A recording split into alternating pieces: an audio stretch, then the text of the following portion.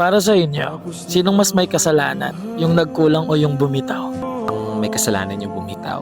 Ang tanga lang kasing isipin.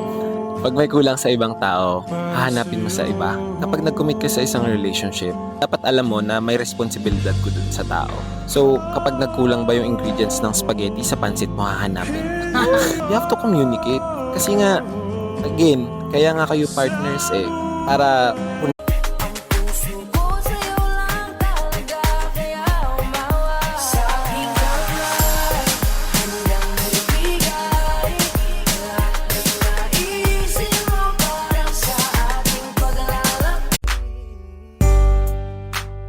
tapos na ang lahat,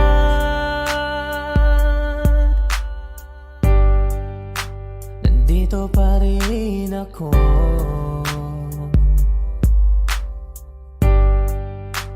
Eto nagkatulala sa mundo, sa mundo. Kung alam mo lang na mahal pa kita, kaso di na pwede dahil meron ka ng iba. Kung alam mo lang gusto kitang balikan,